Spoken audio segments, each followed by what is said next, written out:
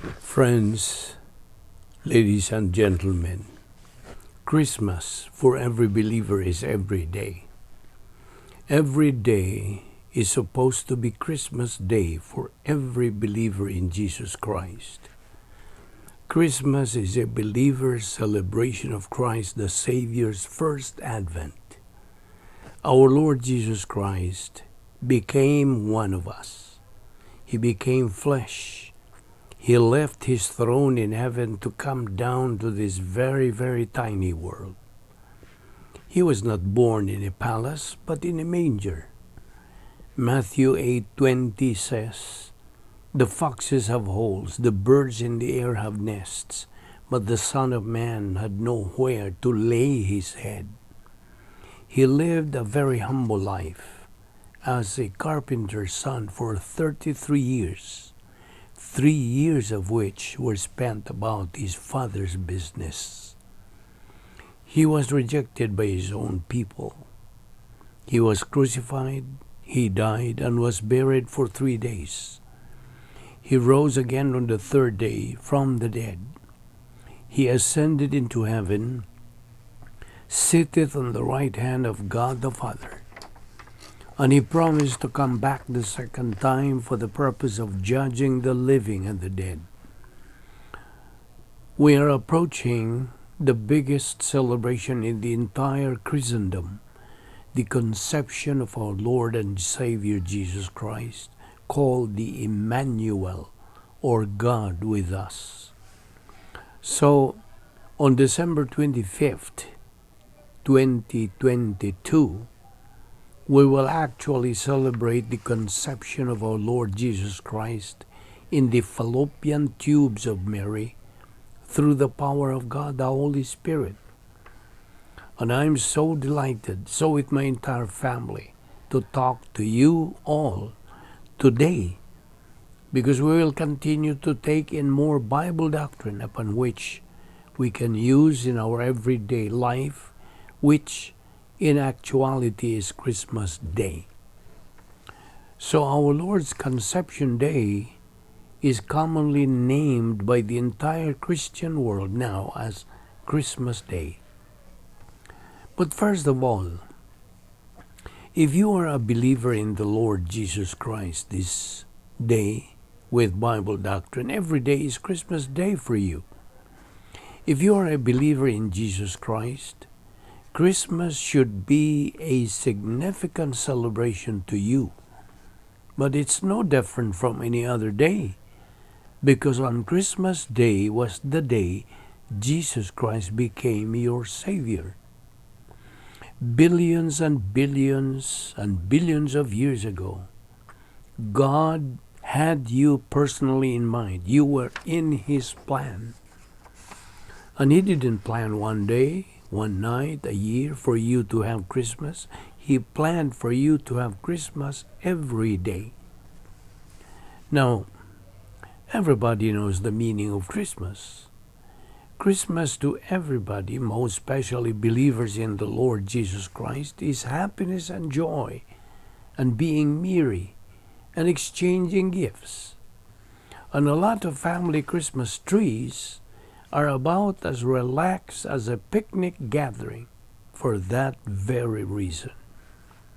And that's because behind becoming the recipient of gifts and opening of packages, there is that wild idea that in the next package is happiness. However, I want you to know right now that happiness is not found in a package beautifully wrapped. No. Happiness for the believer in Jesus Christ is based on what? What is it based on? Happiness for the believer in the Lord Jesus Christ is based on Bible doctrine. Everything else is a detail of life. And if this Christmas is going to be meaningful to you, and that every day of the coming year is going to be meaningful to you, it must be based on something greater than the details of life. And listen, No matter what you're going to receive under the Christmas tree, it is a detail. Repeat, a detail of life. Please understand that. You see, you cannot receive a present at Christmas time that's going to bring you 1 ounce of happiness unless, as a believer in the Lord Jesus Christ, you know some Bible doctrine. You are learning doctrine, and you're going to learn a lot more doctrine. We should reverse concentrate or recall on the basic doctrine, on the indwelling ministry of God, the Holy Spirit. The indwelling of the Godhead in every believer in the church age. And every believer in the Lord Jesus Christ is a recipient of the maximum and infinite amount of love from the God of the universe. The book of Hebrews mentions about better things for every believer in the church age. The church age, the age in which we live, is the most intensified part of the angelic conflict. This is the age of equal privileges and equal opportunities. However, this is also the age of apostasy. Thus, church age believers are provided by God these better things, so they would not have any excuse not to be winners in this angelic conflict. And these better things make every day Christmas. And if every day is not Christmas for you, then no day is Christmas. Now let's make this very clear to you. This is a point of doctrine. Either you as a believer priest regard every day as Christmas, or no day is Christmas, including next week. By the way, what really are these better things mentioned in the book of Hebrews? These better things that are being mentioned are the following. Number 1, the universal indwelling of the Holy Spirit. Number 2, the universal priesthood of believers. Number 3, the faith rest technique with maximum doctrine, maximum promises, because the canon of scriptures is complete. And these doctrines and promises are all in writing. So, better things is the description of the church age. Hebrews 11:40 says, better rewards or things. In order to meet the needs of believers on earth, God provides better things for them. All church age believers are the object of an unseen conflict. Their very body, their very life is a battleground.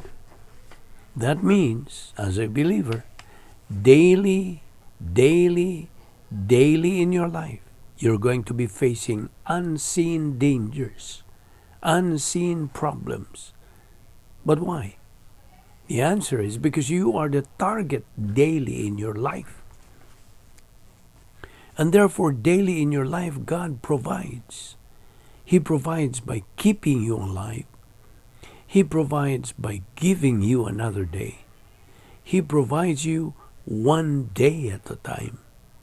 He provides everything necessary for you to have peace, inner happiness, inner blessing during that day. God has set the precedent for the church age that is absolutely unique. And a part of the better things God has provided for you moment by moment, by moment by moment. There's no such thing as a one-day Christmas. There is no such thing as a one-shot Christmas. Listen, Christmas is every day of your life as a Christian. Do you understand? Yes, every day in phase 2 of God's plan. Since the day you accepted Christ as Savior, you have been a recipient of better things. And if you did not open a package for years and you didn't receive a gift, you actually have right now everything. Do you understand that? First, when you accepted Christ as Savior, you were born again. You became a new creation, right? You were transferred from time to eternity. You entered the plan of God. You automatically became a citizen of heaven. If you still doubt that truth, read Philippians 3:20 and Ephesians 2:19.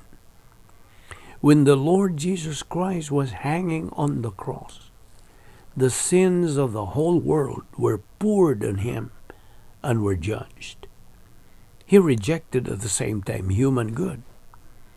There is no peace in the plan of God for human good, and no one can have salvation by the following raising of hands, walking down on the aisle, feeling sorry for sins, being baptized, joining a church, changing one's behavior pattern, weeping tears of repentance. None of these things will provide eternal salvation. None. Nada. Salvation is grace. Therefore, it is the work of God, not man's.